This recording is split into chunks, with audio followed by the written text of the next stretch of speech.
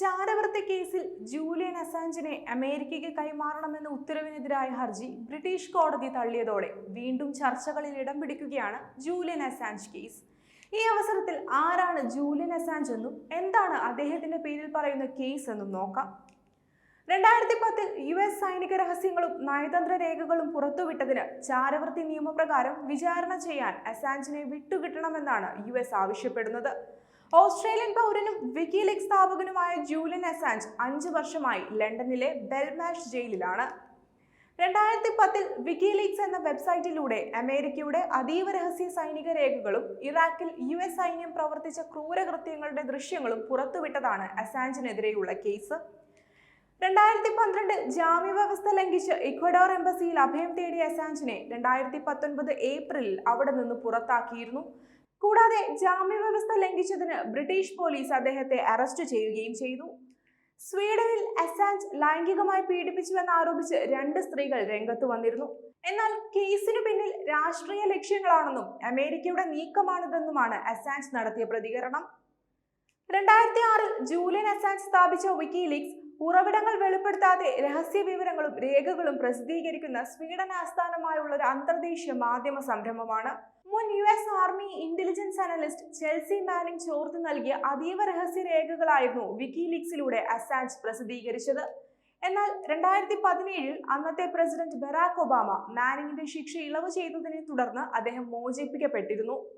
2010 ഏപ്രിലിൽ ഇറാഖി തലസ്ഥാനമായ ബാഗ്ദാദിൽ 2 Reuters news സ്റ്റാഫുകൾ ഉൾപ്പെടെ 1 ഡസൻ ആളുകളെ കൊന്ന 2007 US ഹെലികോപ്റ്റർ ആക്രമണം കാണിക്കുന്ന ഒരു ക്ലാസിഫൈഡ് വീഡിയോ പ്രസിദ്ധീകരിച്ചതോടെയാണ് വിക്കിലീക്സ് വെബ്സൈറ്റ് ശ്രദ്ധയാകർഷിക്കുന്നത്.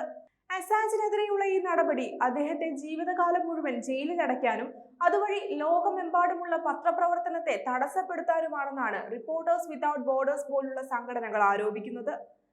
ബ്രിട്ടനിലെ അതീവ സുരക്ഷാ ജയിലിൽ ലളിതമായ ചടങ്ങിലായിരുന്നു അസാഞ്ചിന്റെ വിവാഹവും നടന്നത്.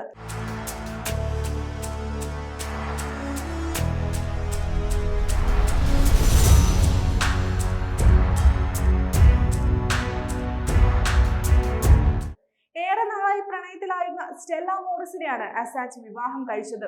അഭിഭാഷകയാണ് സ്റ്റെല്ല. 4 അതിഥികളും 2 ഔദ്യോഗിക സാക്ഷികളും 2 സുരക്ഷാ ഗാർഡുകളും മാത്രമാണ് ചടങ്ങിൽ പങ്കെടുത്തത്. വിവാഹ ദിവസം ഇരുവർക്കും പിന്തുണയറിയിച്ച് ഒട്ടേറെ പേരാണ് ജയിലിനു പുറത്ത് തടിച്ചുകൂടിയിരുന്നത്. വിവാഹത്തിനു ശേഷം ജയിലിനു പുറത്തെത്തിയ സ്റ്റെല്ല അനുയായികൾക്കൊപ്പം കേക്ക് മുറിച്ച് ആഘോഷിക്കുകയും ചെയ്തു.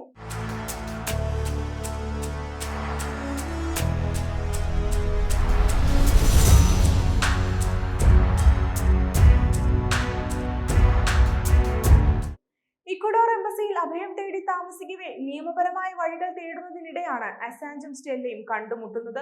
3 ആഴ്ചയ്ക്കുള്ളിൽ കേസുമായി ബന്ധപ്പെട്ട വിഷയത്തിൽ US ഉറപ്പു നൽകിയില്ലെങ്കിൽ പുതിയ അപ്പീൽ നൽകാൻ അസാഞ്ചിനെ അനുവദിക്കുമെന്നാണ് പറയുന്നത്. കേസിനെ മെയ് 20 മാത്രമേ പരിഗണിക്കൂ എന്നതുകൊണ്ട് തന്നെ അസാഞ്ചിന് മുന്നിൽ സമയമുണ്ടെന്നും പുറത്തുവരുന്ന റിപ്പോർട്ടുകൾ സൂചിപ്പിക്കുന്നു. എന്നാൽ കേസുകളിൽ പ്രതികൂലമായ വിധി ഉണ്ടായാൽ 175 വർഷം വരെ ജയിൽ ശിക്ഷ ലഭിച്ചേക്കാമെന്നും പറയുന്നുണ്ട്.